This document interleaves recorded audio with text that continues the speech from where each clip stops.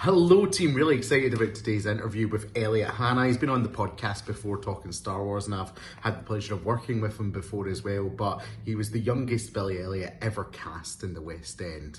And you might know him from Got to Dance back in day in Sky One as well. He's fantastic. And he's going to be writing a book about his experiences sort of growing up as a younger child star and all that entailed. So he's going to talk about it here. It's a brilliant interview, and I hope you enjoy it.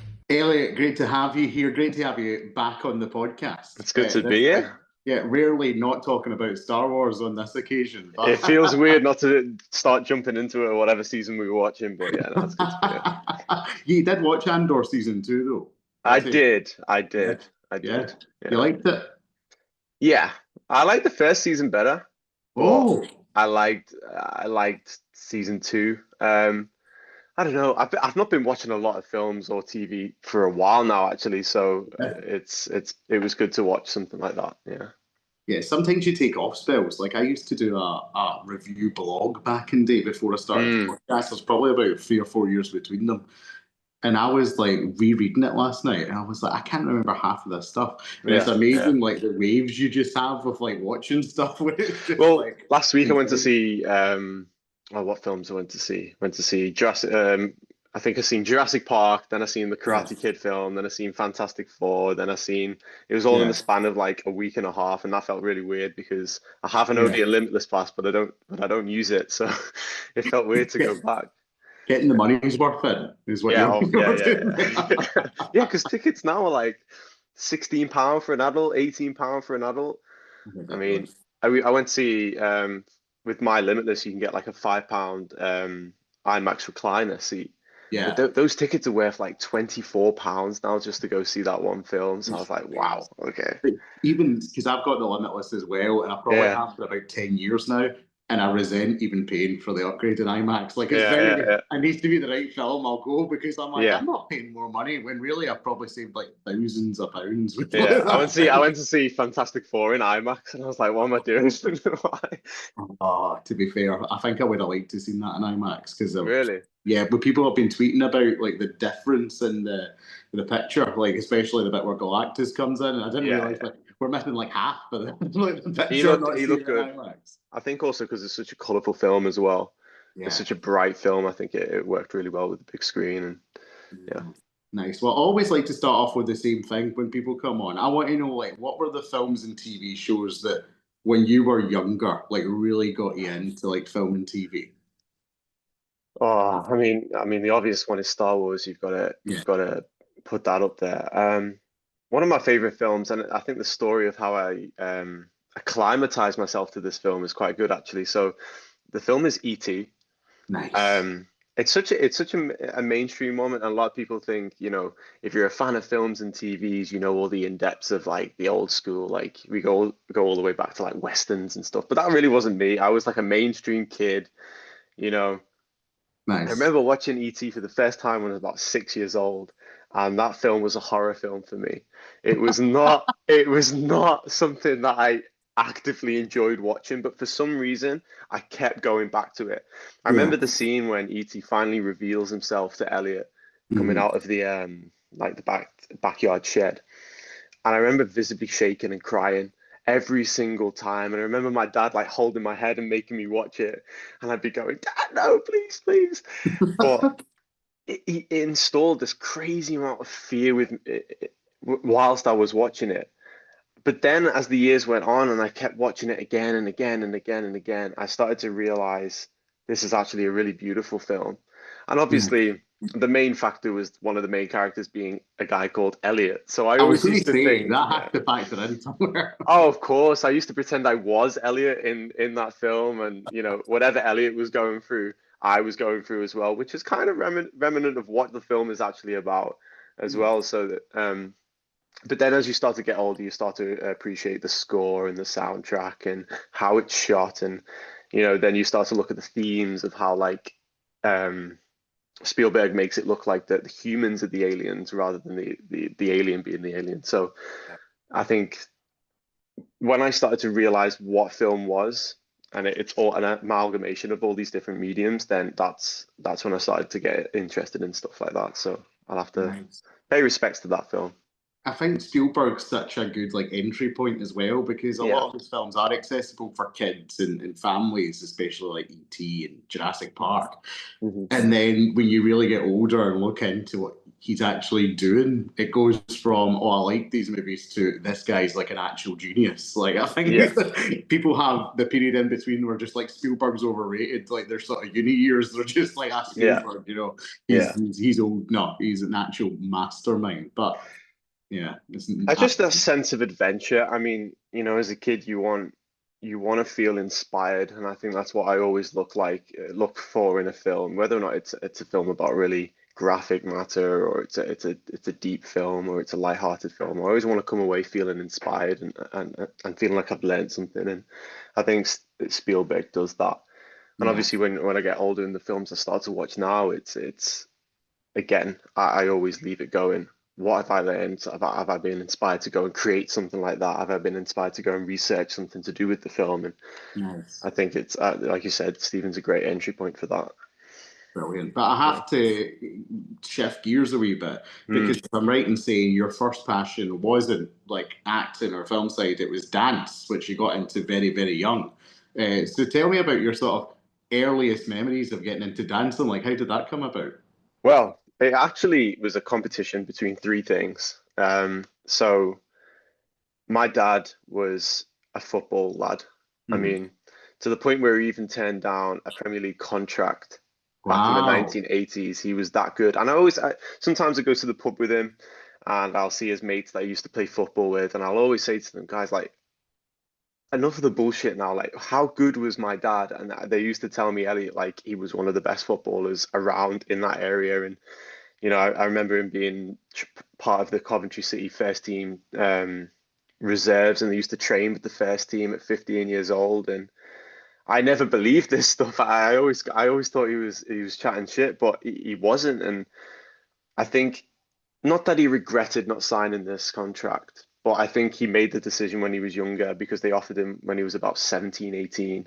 He made the decision that he knew that if he was to take that on, he wouldn't have the family life that he wanted. And I think Right. the family, so he decided to step away from it from that reasons. Okay. So when I started to kick a ball at the age of 2, his eyes lit up and he was probably like, right, this is what we're going to do. So, my life consisted of up until like the ages of 8, my life consisted of football and swimming. Every single day, that's what I would do. A train, I go to like clubs and stuff like this. I was getting scouted from different teams and stuff. But then Yeah. my mum came along at the age of maybe 4 and said, he likes music, he likes to dance, let's put him in a dance class. And obviously, with my mum being, having a background in, like a traditional dance school, she used to go to classes. She thought it'd be a good thing to put me through. And so then my life became school, then dance from 3 till 5, and then swimming from like 5:30 till 6:30, and then football training or a match from like 7:30 onwards. And it was that every single day. And I think the worst part about it was, I say the worst, but it's probably the best thing, is that I was competitive at everything. Yeah. And I think my parents wanted to see how competitive I wanted to be. And I think that nature just kind of installed itself into it by itself. So, but I remember when I was 4, I went to my first break dancing class, and it was actually all my schoolmates, or I don't know what year I would have been, like nursery, year 1, reception, something. And I think as a laugh, all the mums in the school sent all the lads to a breakdancing class just to see how they get on. And I think I was the only one who enjoyed it out of all the lads. And I mean, to say the lads were like 4 years old, but Yeah. I was the only one who enjoyed it. And the principal of the dance school that I was doing the class in was actually watching the class through the window, and Wow. she had pointed me out because I remember doing like a one-arm handstand and basically bragging about that for days or weeks, months. And I remember my mum came to me and she was like, "The principal has spoken to me. Would you like to try dance, ballet, tap, modern?" And as a 4-year-old, you don't really understand what those things are, and maybe if someone at the age of 15 said to me, "Hey, do you want to try ballet, tap, and modern?" Given my experience with football, swimming, sports, I might have said no. So what I'm trying to say is that I didn't really have a choice. I was kind of just put into it. Hmm. And my God, did I hate it at the start. I cried Yeah. every single lesson. Yeah, because it was just different. It was, I'd go to the odd class when I was like 5 or 6, but then it became more and more. The transition between how much time I go from football to dance started to flip. Mm. And then the priorities change, because then you're in group numbers, then you're doing solos, then you're in competitions, and then you're in a duet, which was probably the most prolific thing I did in my dance career. Yeah. You start to have to sacrifice the things that you want so you don't get injured, so you're resting well, and then so it was a difficult time, but then I started to reap the rewards. I think that's how I lived my life as a kid, is if I was doing well at something, then I enjoyed it. Yeah. And I think, that's probably, just knowing you and from what you said about the ambition, that probably feeds into why you didn't like it at first. Because I imagine that you're quite a natural at a lot of athletic things that you want to Mm. pick up. But when you're going to like a ballet class, that's something that, takes a lot of time and Yeah, discipline and care to sort of achieve. So, yeah, you've hit the nail on the head there. I think it was, I hadn't done a lot as a kid. Like, I wouldn't say I had a lot of experience, but the things that I did, I was good at it. Like with the mhm. swimming, I was good at it. I was a really fast swimmer. The football, I was good at it because people were telling me I was good at it, Yeah. and people that I trusted at that age. But then I went into ballet, and it just felt so uncomfortable. It felt so isolating because I was like the only boy there. Yeah. Um, so obviously, naturally, as a kid wants to feel comfortable in what they're doing. Hmm. They're just not able to express that as well as maybe a teenager can, and that's Yeah. why you get the tantrums. That's why you get all this. So, Yeah. That's why you that know, all happens. yeah. So I mean, after, like with anything, you acclimatize to it, and then you start to get good at it, and you start to get the compliments, and then you start to get put forward for opportunities, and then you kind of recognize at that age that, oh, I'm kind of good at this, or I'm a natural at this, or this feels right. And then that decision making on having to make those sacrifices from one not profession but one hobby to another became easier, and I Yeah. didn't mind it. Nice. um so yeah, that's kind of what it was like. Yeah, and you obviously got really good at dance. Obviously worked out. And your first the first time I remember you was from Got to Dance Mm. on Sky. Now tell me about that experience because that must have been like your first sort of like, whoa, like there's a bigger world out there. There's Mm. cameras. There's all this stuff. So what was that experience like? Well, I'll have to go back to what you just said. I wouldn't say I was really good. I think I was just really charming as a kid, and I think I charmed a lot of the people, and they were like, "Ah, don't mind, we don't mind the technique. He's cute, whatever. We'll move on." But no, I appreciate that. Thank you. Yeah, man, got to dance. So how did this start? Yeah, so the girl that I did the duet with, Taylor Amos, one of my best friends, she's like a sister now. Like that relationship has probably been the first relationship that I ever Yeah, really made and had that I can hold close to the heart. probably. Um, we were both doing a solo, so it was a competition called the Janet Cram, and basically what that is a modern competition that is held in a class form. So you'll have judges and an audience watch you take a modern class. So they'll do like a warm up, two combinations of like dance routines. One might be more jazzy, one might be more lyrical. And they'll basically assess you on your class etiquette, how you pick up, how you perform. And then you'll Wow. do your solo at the end. So this was the first time that I kind of met Taylor because we were doing rehearsals for this competition. And we ended up both winning that year in the junior section. She won the girls and then I won the boys section. And I think Nazine, our principal dance teacher, looked at that and said this could be great if we put these two together. And I think a lot of people like that. It's like, like let's use One Direction as an example. You see individual things, but if you put them together, it could create something bigger. Mhm. And I think that's what Nazine had. And I remember from that moment, I think it was like a week after we'd done the competition, I found myself in the rehearsal room with Taylor. And again, it felt like I didn't have any choice in it. And that's not a bad thing. It just felt like I was put into this situation. And I Mhm. think that was a great thing because I really think I would have said no if someone was like, "Do you mind dancing with a girl?" I would have been like, "No, I don't want to. I don't want to." So the fact that I was just put in there was probably a really good thing. And then it just became, weeks of just workshopping, doing lifts that I'd never done. And I think, doing lifts at such a young age has given me that massive foundation to be able to lift properly now or take care of my body now and do things Mm. safely. Um, I mean, that was crazy. Some of the lifts that we were doing at that age was like really impressive. And I think it accelerated my learning Mm. more than I ever thought, being able to trust the idea of consent with a partner as well. Having that really strong relationship because at the end of the day, I'm lifting the scale above my head. Yeah. Regardless if you're 20, 21, or 8 and 10, there's still got to be that same level of trust. Mm. Um, and I think what started to happen was this really beautiful relationship started to form. And I think everyone that ever watched the rehearsals or like the mini performances we do, at a school show, that was like the highlight of the show. Everyone would come away and be like, wow, that was really something. Yeah. And I think Nazine, I mean, if I remember Nazine correctly, she was the most ambitious person I'd ever met at that time. Nice. And she had been on Got to Dance previously 2 years in a row. So the first season, I think she got to the callback rounds, and then the second season she got to the semi-finals. Mm. And grown this massive relationship with the show, and I think she came to the conclusion that her dance group that was doing the previous seasons probably just couldn't get to that further stage. There was probably like a limit to to They could what do. it could do, Yeah. and that's a great realization from her. So then she put us forward. And I remember we went to Glasgow for the auditions where we performed in front of Ashley Banjo, Kimberly Wyatt, Adam Garcia. Um, but there was never an expectation.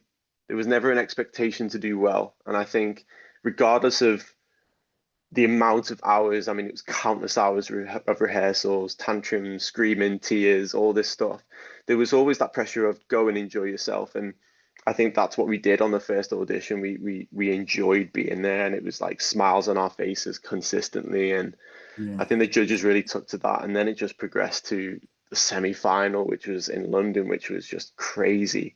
And Mm. then, you know, one of the comments that I always remember is Kimberly Wyatt to Taylor. And everyone talked about how amazing it was, and we were really happy.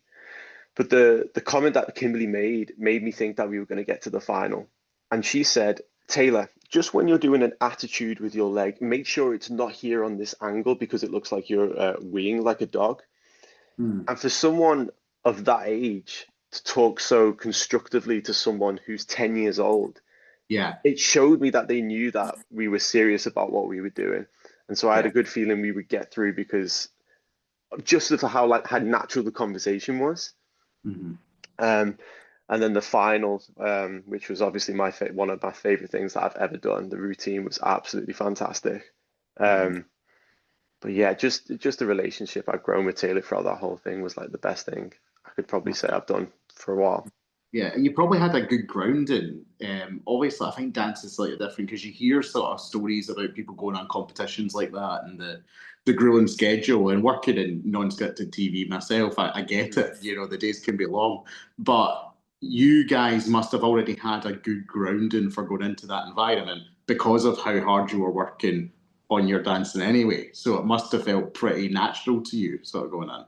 Yeah, the rehearsals weren't just about the dancing, it was about etiquette as well. And Nazine is, again, the most ambitious person I've ever met in terms of like the dance world, but also the most professional person I've ever met in terms of the dance world. Wow. And I think, you know, even things like once you finish your routine, you stand up, take in the audience, you come together and you bow.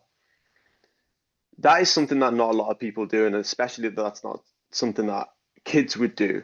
And it's not Yeah. like we would wait till the end and just awkwardly bow before running off. It was, no, we finished our routine and here we are. Thank you very much for that opportunity to dance. Bow. Yeah. And then we talk. And I think that really resonated with those judges as well. And I have to owe it to Nazim for teaching me that kind of respect within the dance world. I think that's really important. Nice. You know, a lot of dancers now, with no disrespect, just think it's all about the dancing, and it's not. It's you've got to be grateful for that opportunity to dance, and Mm. that's why I always talk about like audition technique and audition prep for dancers that are trying to get into the world. Not even dancers, but you know, actors as well. It's with teaching in a performers college now. It's all about etiquette as well. It's all about how to carry yourself, and I feel like I learned that at a really young age. Yeah, and you've obviously learnt lessons at that age that you're now taking forward, you know, and into your own teaching. And Yeah. do you see that? Like, how does your teaching style now differ, and how is it similar to the style you grew up with? Like, what have you learned, and what have you sort of self-edited in the way that you teach? The way I was taught from a young age, it was all about honesty. It doesn't really matter how you say it. This is what I thought was right. It doesn't matter how you say it, just get the point across. And if they're serious about what they want to do, they'll take it with a pinch of salt and will progress and get better. And, you know, sometimes that works for people. It worked for me, but sometimes it doesn't work for people. Sometimes people need that extra care of nurturing and different approaches, and maybe the same thing three times in three different ways. And you know, I remember my first year in performance, I was like a gung ho, I don't care what I'm saying, we're gonna, because I was convinced that I could turn someone from being ultra pessimistic to someone who could do what I was asking them to do in the space of an hour. And there was a loads of times where that would happen. And I remember one class which kind of reinforced my beliefs on my teaching. But then I kind of looked back at this class and was like, this could be quite dangerous territory because then people could start to hate the Yeah. classes. But I remember one class and I asked all the students to have a go at this one move. Now it's quite an advanced tap move, so I teach tap, just to be Mm. clear. Um, I asked them to do this one tap move, and they all looked at me and they were like, "Huh? No, this isn't going to happen." But what I got them to do, I got them to sit in a semicircle, just stand in a semicircle. And I taught them the move. I taught them the points to look out for, the things to think about. I'm very methodical about how I teach it. So the move was jump, shuffle with both legs in the air, and land. Now that's quite an advanced tap move because you're doing things in the air. That's not the Yeah. brain coordination is hard. But I said, what you do is you bend, you lift off, then you strike the floor, you bring it in, and then let gravity do the rest. And I kept repeating this. And then I said, right, everyone knows how to do it. I don't want anyone to practice it. We're all going to come up one at a time in front of everyone and have a go. Every single time a person came up, before they even did anything, they were going, I can't do it. This isn't going to work. I can't do it. So naturally, I say, well, you've not even tried it yet. Let's have a go. So the first girl does it. After about a minute 30, she gets it. Everyone's like, oh my God, where did this come from? Even she was like, oh my God, where did this come from? She sits down. The next person gets up. I don't even think I can do it. I can't do it. It's not going to work. Within a minute 30, she gets it. She sits down.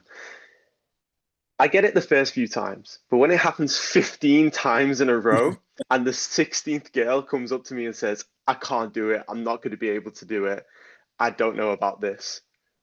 I actually snapped in the class and Mm. went, how can you sit here and tell me that it's not going to work when you've just seen 15 times in a row the same thing is happening? Yeah. And I think the one thing I kind of took from that class was I'm going to change how I approach my teaching, but my Mm. main thing is always about believing. Yeah. And that's what Nazine said. She said she would always say, I don't care how hard this lift is going to be. I believe we can do it, so we're going to do it. And I think that's the one thing I'll always keep. She had that desire, that perfectionist mentality. She had that scary kind of desire, yeah, scary desire to get what she wanted. But obviously, that can be quite dangerous and you can go too far, especially when teaching children or young adults that are trying to gain confidence. So, yeah, the first year I was quite gung ho, but then I kind of sat back a bit second year and kind of let them do what they want to do, but give them that kind of guidance. Nice. I like Yeah. that. Yeah. It's a good story. You know, I had a brief foray into teaching as well. Like, you know, and I can't imagine physically it must be more difficult to get people to they can do something, I think. So yeah, fair play to you. But It's just yeah. sorry, just to add on that, it's difficult because I teach young adults. I teach 17, 18, 19, 20. So I think the thing that I've had to learn is that we make up our mind. Half those kids have made up their mind whether or not they want to do this class or not. And obviously, as a teacher, you want to give 100% of your energy back and get 120% back. But sometimes you only get 20% back on that day. Hmm. And I think it's having that kind of perseverance to keep going and keep true to how you teach and, you know, trying to get the best out of every student. But I think over the years, I've kind of said, right, students will decide whether or not they want to do it. And I think you just got to try and seek all those people out whilst giving everyone the same kind of attention. Love So that. yeah, yeah. Nice. And let's half transition away from dance because Mm. obviously we need to talk about your casting, Billy Elliott. I believe the youngest Billy Yeah, yeah, ever yeah. cast. Is that still the case now? Do we I'm know? not sure. I think Yeah. there was a little shock or a little scare where someone was very, very close, but I'm not sure if they were like a couple weeks younger or a couple weeks older. I don't know, but as far It's as on I'm the line. concerned, I was the youngest. Yeah. Nice. I love that. And so how did that come about? Because obviously you've had this dancing background, but where did the sort of foundations for acting sort of come in then? Well, there was no foundation. There was I learned on the job, mate. Yeah, that was it. Yeah. Um, I'll get back to that point actually, but yeah. So I remember Nazine. I think it was just after Got to Dance. And Nazine said, "There's an audition here for a show called Billy Elliott." I had no clue what this was. Um, and especially after Got to Dance, I really wanted to take a break and trying to get back to football and stuff. So Yeah. I wasn't as enthusiastic as one might would be um, to do an audition like this. A lot of the kids that were there were dreaming of this role, Mhm. but that just wasn't me. And I remember my Nazim was like, "Just take it as work experience. Just take it as an experience." Basically telling me that there's a good chance that you might not get it, but let's Yeah. See what just go happens. anyway. So there I am going to Manchester, and yeah, like I had no classes in acting, maybe the occasional one at the dance school, but it was just kind of like school show type stuff. It was just more of singing, yeah, like singing Yeah. whilst acting, acting while singing. That's probably what it was. Um, but yeah, I went to the audition and kind of just learn everything about acting in those little mini half an hour snippets. Obviously, you learn when you get cast, but I didn't know I was going to get cast, so it was kind of a big shock to me. Yeah. Mhm. Yeah. And you get cast. Yeah, yeah, It yeah, does happen. yeah. And what's been a theme so far is about sort of choice, I've noticed, right? Because you got into dancing, kind of wasn't your choice. Got to dance, came up, and it was one of those things where it's like, okay, you're going into this. Like, what was there a discussion about Billy Elliot? Whether this is what it's going to be like, do you want this? Or was it a case of this is too good an opportunity for you to pass up? No, so yeah, I like that's a great question. It all comes down to the parenting, really, because either way, it would have been good from the parents because I'd understand if a parent was like, this is too good of an opportunity to pass up, go for it. Yeah. But from where I come from what I'd been through at that age, with being involved in television with Got to Dance, that consumed my life. It consumed it for the best part of a year. So I dealt with high stake environments. I dealt with pressure. I dealt with tears and just hardcore stuff. I remember I got cast in, all the audition rounds, about 4 or 5 audition rounds, and then I'd done the 6 weeks. It was called Billy School, so they took the final 6 Mhm. and they put us through like 6 weeks intensive training, basically to say like this is what it will be like. This is very similar to what it will be like. Can you handle it? Um, there was 3 lads that kind of left because of different reasons, so it kind of narrowed it down. And then I got cast. And I remember my mom, I was in the dance school and I just left dance class, was on my way home, and my mom got a call and she left the car. And I was just watching her facial expressions and stuff. The only thing I was doing was just watching. She was like, "Oh." Wow. Okay, yeah. And she puts the phone down. She comes to me and she was like, "Do you want to know something?" And I was like, "Yeah." And she was like, "You've just been cast in Billy Elliot." Wow. And there wasn't a massive like, "Oh my God, oh my God, oh my God." It was like a, "Whoa, okay." And the one question she asked me, she says, "Do you understand what this means?" And I was like, "What do you mean?" She was like, "Do you understand what it means about moving away from home? Do you understand what it means about being like a lot more independent? She was just asking me all these functional questions. And I said, yeah. And she says, okay, you're gonna go. And that was it. And I Yeah. think my mum wasn't bothered about Billy. My mum was bothered about me moving away from home. Yeah. And I think she had to understand what that was. So I feel like because my mum had confidence in that, I had confidence to go. And so I owe a lot of that to my mum, really. I think if she was like riding the wave of me joining Billy Elliot, I Mm-hmm. probably wouldn't have handled it as well. But Yeah. my mum's always been grounded, and if you're supporting me from a young age, it's really easy to ride the wave with me and get hyped and all stuff like that. But my parents were always focused on what it meant for me. Doesn't mean not for my career. It just meant what it meant for me. So yeah, Totally. And that's, like you say, it must be really healthy because if you're sort of riding the wave, you feel you would have felt maybe as a child you couldn't disappoint that almost, yeah, but you knew you yeah, always had people to that you could be honest with and say how you were feeling, you know? So that's, I think, yeah, like you've answered there, it's a very healthy way that it's yeah. been sort of dealt with. But you obviously went in, West End, moved away from home, and you're performing. What do you take away from Billy Elliot? Like, what are, when you look back in that period of your life, like, what are the main things that sort of come to mind? That's a good question. It's a great question. Love it. I feel like this is what I'm writing the book about. I don't mean Yeah. to segue. I'm not trying to throw her in straight away. Yeah. But that, a large quantity of the book is Billy. Maybe Yeah. even just under a half. I'd say like a third and a bit. Hmm. And the big question is, why am I writing it? Why, like, who cares? Why? Yeah. And I think it's because I had such a negative relationship with Billy after I left because that's all I was known by. I couldn't Hmm. escape the name Billy Elliott, even to Yeah. the point where people would purposely write my name as Elliot, and that Yeah. used to piss me off. Yeah. And so I wanted nothing to do with Billy. Any mention, any opportunity that came up, even going to auditions, and they were like, "Oh, you play Billy Elliott. Oh, this is how we." Oh my God, I don't want to know that. Yeah. But I feel like the main thing that I've taken away is how beautiful of an opportunity it was.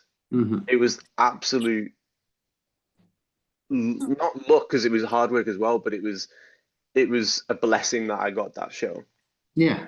because it taught me how to be a man at 12 years old. Now, whether or Yeah. not I kept that going after I left, no, probably not. I probably digressed in maturity, but it taught me so much about myself. It taught me how to handle things. It taught me how to make friends. It taught me everything that I needed for life. Hmm. The ways that it was taught, that's something we can talk about. Hmm. Whether or not that was positive, negative, whether or not I would change it, I don't know. That's what I'm kind of discussing in the book. Yeah. But I think another main thing is, obviously people don't believe that they can do things. I didn't believe. I'm not sure a lot of people thought I could get the show. Obviously, I had my supporters, but you know, there was thousands of kids that went for that show, thousands of kids that were probably arguably more trained than I was, more capable of playing Billy. But Yeah. I was myself in that audition. I was raw. I was silly. I was a Scouser. I didn't change my accent. I didn't change what I was wearing. I just went in and they seen Billy in me. And I think that the big thing I took from that is then just be yourself and opportunities will come to you. They will find you. Um, Yeah. and so, yeah, I think those are the main two things that I would take away. Nice. And that's obviously, it was quite a complex question because there's complex emotions attached to it. Yeah, You yeah. know, what is the best memory you have of that time, like with Billy Elliot? Was there a particular night when you were on show, or was there like, anything that springs to mind as being that was the peak of that experience for me? Um, yeah, I mean the main ones is like doing Billy Live. That was Yeah. absolutely incredible. Yes. Almost introducing me to the world of film as well, and the rehearsal process for that. Um, Getting to meet Stephen Daldry, and Yeah. just getting to see how he works. And even though it was brief, it was just the wisdom that he bestowed upon me was like groundbreaking for me in the show. And I really thought after I did that experience that my time as Billy was a lot more enjoyable. I started to think more about the decisions I was making whilst I was acting. And I Mm. really thought towards like the last 6 months of my run, I was like really conscious about what I was doing. Yeah. Um, because as a kid, you kind of just told, say your line here and make sure you do here. So it's almost like line, line, line. Whereas I was kind of rejuvenalized in a way after Billy Live. So I'd say that was Yeah. probably a big highlight for me. Another one was my second night, and I love telling this story to people. Right. My second night was a massive eye opener for me because when you have your debut, there's all that pressure, there's all that nerves, there's all you don't want it to go wrong, you want to Yeah. impress everyone. So then you get through it, and then you're like riding this high. You're like, oh, I'm on top of the world. I'm in. I've broke that barrier. I'm settled. I'm not going to get sacked. I'm all great. Here we go. And so you find yourself, because obviously the first night when it says, this is your Act One beginner's call, this is your Act One beginner's call, you're up out of the seat, gone, you're downstairs, ready to go. Whereas the second night, this is your Act One beginner's call. I'm still on my DS, playing Pokemon. It's all right, I'm good. Don't worry, Elliot. We need to go now. Yeah, yeah. Just let me get to the Poke Gym just to save my game and stuff like that. So, and I fucked that night. I Yeah. absolutely bombed it. And I remember Decker Wormsley, who played the dad, who's an absolutely phenomenal actor. Yeah. Such a massive role model for me. Mhm. After the show, came up to me and said, "Don't ever do that again." Yeah. And it frightened me because I messed up lines, and I sent the other child actors into chaos, and I was playing with it. I was playing with pauses. I Yeah. was really what's that word when you're really not likable? Mm. I can't think of the word, but I was Yeah. just obnoxious. I was Yeah. obnoxious with it, and very quickly I was brought back down to earth. And Yeah. not many people tell those stories and say it's a highlight, but it was for me because I love to learn. So if It's I'm a teaching learning moment. something, Yeah. yeah, Totally. yeah, Yeah. That must have been terrifying. yeah, Having let me say that to yeah, you. But it's one of those things like you always remember, like those people, like they don't need to yell. They just need to say that one thing that gets through. It's kind of like yeah, what you were talking about earlier, like the teaching style. If it doesn't matter how you say it, as long as the yeah, message sort of yeah, gets through right away. yeah. I mean, That's one of those things. coming from Decker as well, Decker was probably one of the most respected people on set or in the cast because he'd been there the longest. He'd been there up to about 8, 9 years after I'd been there. So Yeah. he had seen everything. And he is one of the nicest guys you will ever meet. And every time at rehearsal with him, he'd always be joking and laughing. This is the first time where, apart from when he was acting, this is the first time that I felt like I'd seen a different side of him. I was Yeah. getting told off, but in a really calm way. He wasn't like, "What the hell was that? What was this?" Yeah. It was, "Don't ever do that again." Yeah. But I think it just reminded me that I'm here to do a job as well. And like I said, it Yeah. was a massive learning opportunity for me. So I took that as a highlight. Nice. Yeah. And let's talk about sort of life after that. So Mm. when you finish up, I can only imagine, and it must be a very unique thing for a child coming into that environment, but you've went away from home, you've went to this whole other world where all of a sudden you're on stage in front of like hundreds, thousands of people every night, and then it's over. Yeah. So like what happens then? Like what's that like?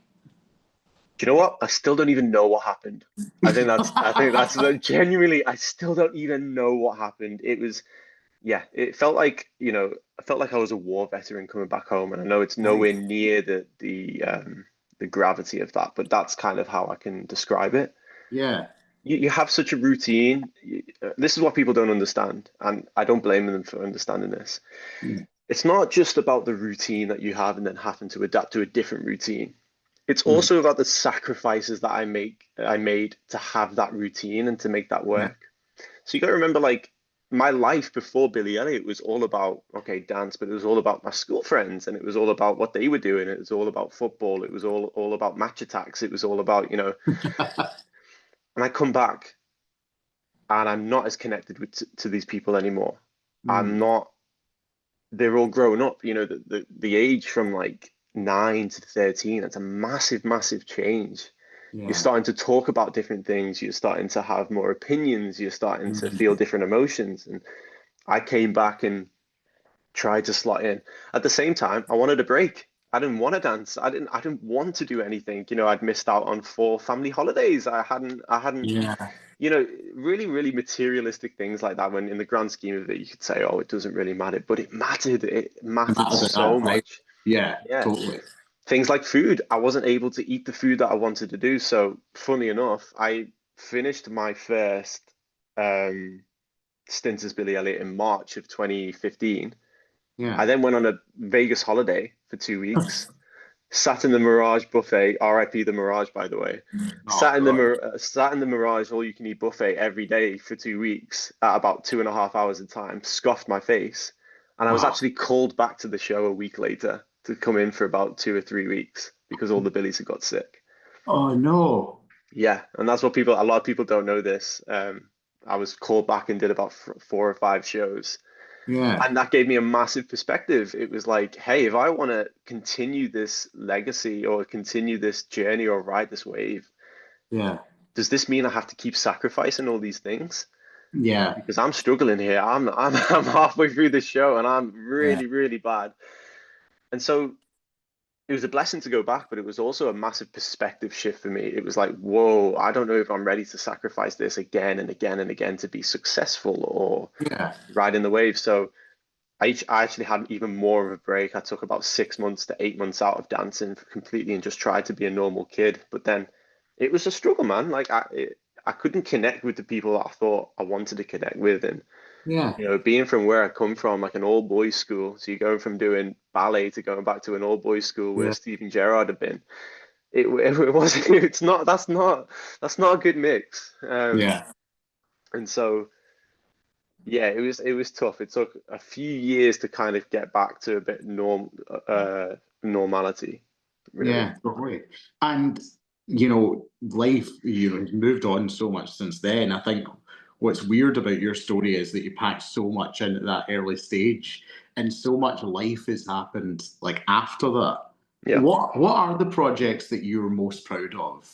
Like in the years since you've got went away, you had that break, and then you slowly started to come into your own as a man. Like, what are the things that you're most proud of doing? It sounds it's probably not the answer you're expecting. Obviously, the book is going to be Yeah, absolutely fantastic. I'm so proud and of the yeah, bravery that I have to do that. But yeah. one of the highlights I feel like I had since then is actually making the friends that I've made. I've made this Nice. really beautiful core group of friends that I didn't think I'd have due to the life that was kind of bestowed upon me. Right. Um, you know, a lot of the friends that I had were always like, yeah, I had a few friends here and there, but they were kind of like in a working environment. And I Hmm. knew I didn't want that. When I went back to proper school in year nine, I I just seen these groups of friends that were just laughing and joking and going out and going to the Yeah. cinema and playing football or getting on the PlayStation, and I wanted that, and I really prioritized that in my life. And a lot of people would have been like, "Oh, you should have rode the wave and you should have done Yeah. this," but I needed what I needed in that time, and I went and got it. Yeah. And I think I'm really proud of putting myself first, and I think the project is me. Nice. I don't want to get too deep because No, please do. Like, I can relate to that, but yeah, like I've always prioritized what I needed in my moment. And whether or not that's got me further in life or digressed in life, I've learned every single time. Yeah. And that's why I feel like I am capable of writing this book now. And that's why I feel like it does matter because Hmm. I have had so many perspective shifts. Like I'm Yeah. not God, I'm not Jedi Knight, I'm not Yoda, but I'm I'm confident enough to say that, and that's all I can ask. Scouse Yoda, I love it. But we Yeah, need to let's talk yeah, about the book. yeah. Like, what is the book going to be? Like, what is the concept of what you want to do? Um, and when someone picks up that book to read it, Yep. what do you want them to feel? In the way when you watch stuff, you're looking for that inspiration. What's the inspiration the book's going to give? Yeah. Oh, great question. Well, the woman that I'm writing with called Lorraine Durbin, she's an absolutely superstar of a writer, and she's only I think she's 20 now. Oh, she's gonna kill me if I don't have that right age. But she is the epitome of youthful passion. Yeah, And she came to me with this novel that she was writing, a fictional novel about a young lad going to a Broadway show, and kind of a remnant of my life. And the yeah, passion she had to tell the story of what it's like, what it's actually like, because a lot of people just see the kid on stage and he's like, oh my God, he was amazing. Well, yeah, because of the things that he's had to do to get to that point. mhm, And I think child actors in film, but more so in theatre, don't really get their story told. So that was the main thing I wanted to say. I wanted to be a part of that. yeah, The second thing is it's to all the young actors, it's to anyone with ambition at a young age, mhm, how to navigate the emotions that they're feeling. And the content that I talk about in this book, it covers everything. One of the titles that I suggested to Lorraine that she scrapped very quickly because she didn't like it was The Everything Kid. That's why I wanted to call the book originally, because I feel like I've been everything. I feel yeah, like I've been at a high, both wanted and unwanted, and I feel like I've been at really bad lows, both wanted and unwanted. And I feel like it's just a book about teaching anyone, but more so younger adults, that it's okay to feel it's okay to feel what you're feeling. It's okay to go through these things. It's okay to be lost. It's okay to feel sad. It's okay to feel certain ways. Just that we've always got people around, and so that's another big thing. It's also targeted to parents as well. I'm not going to spoil too much, but there is beautiful segments that will really touch the hearts of a lot of parents, because during my time in Billy, and even so after I'd left Billy, you know, I was obsessed with independency. I wanted to be independent. I wanted to go out by myself. And it must be really scary for parents having to navigate that. And yeah, I know nothing about parenthood. I don't plan on being a parent anytime soon. But one thing I know for sure is I want to get it right. mhm, And I feel like this is an exploration of knowing what to do and how to feel. And because if your child is ambitious, you want the best for them, but then you yeah, don't want them to make certain mistakes, but you don't want to control them. And then I think it's just a massive exploration of that. mm, Um, and then overall, I think that the book is just a massive learning opportunity for anyone who cares about what it's like in that industry at a young age. And then yeah. to anyone who cares about my life in general, I think that's it's just a massive learning opportunity. That's all it is. Yeah, well, I personally can't wait to read it. No, thank Anything you. that we've managed to talk about, the ins and outs of what goes on. It's always Mm, been something I've found quite fascinating. Because it's something that's so unique to such a relatively small group of people as well. So I think it yeah. is a story that people will be desperate to hear. It's one of them where it's like I'm not expected it to do extremely, extremely well in numbers wise. Yeah, But what I'm counting on is that it will influence that small minority of people to the point where people start to recommend it and people start to interpret it in their own way. I think that's yeah, what this book is great. This book is an honest, accurate truth about my life. nice. I'm one of the rules that Lorraine said to me when we write this book. She said to me, your character has to be the most unsparing. You are the hero, you're the villain, you're everything in this story. And there's Yeah, not one thing that you can shield. You have to say everything how it is. I think this book is going to be interpreted in many different ways. It could be positive, could be negative, it could be anything. And I yeah, think that kind of interpretation will spread. And I hope that it starts to reach a lot more different groups of people. Maybe, someone that has nothing to do with that profession starts to read it just to try and get something out of it.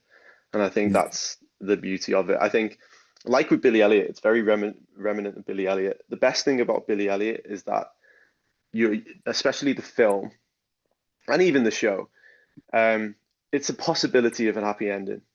It Yeah, doesn't give you the answer at the end. It's Billy goes off. yeah, It doesn't tell you how Billy does. It just yeah. there's a possibility of that, and I think that's what this book is trying to do. It's trying to leave all this information on the page, and hopefully it makes an impact.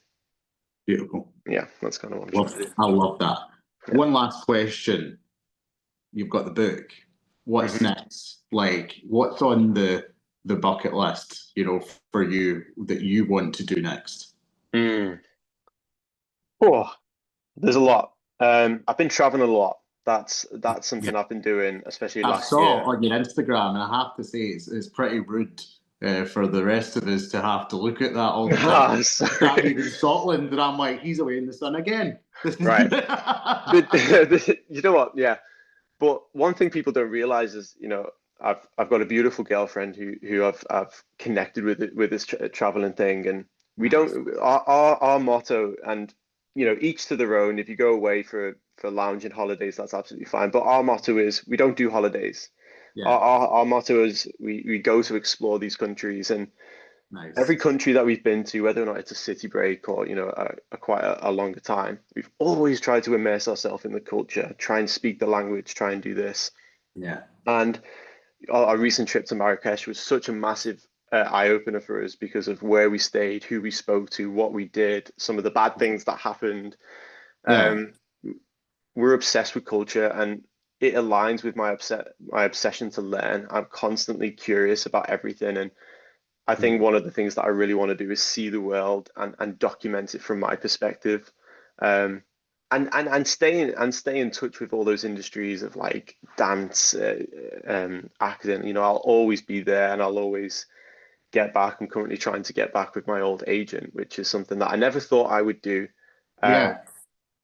but yeah, I think I'm obsessed with learning. That's all I can say. And whether or not I do the traveling, or whether if I do creation with content like photography or something, or even getting back with the acting full time, it's just if I'm learning, I'm good. Love that. I Yeah, love that. And yeah. I've got nothing but love for you, man, as well. So thank you so Thank you, much David, man. for coming back on to talk to me It's today. been a And pleasure. yes, and we will make sure when the book's out, we'll make sure people can know where to find it. So thank you so much for coming on. No worries, man. Thank you so much for having me. Appreciate that. Thank you very much for tuning in today, team. We have got Sushi Patter coming just around the corner, and also I've got an interview lined up with Sean Connor as well, which I can't wait for you guys to hear. So thank you very much for tuning in today. See you next time.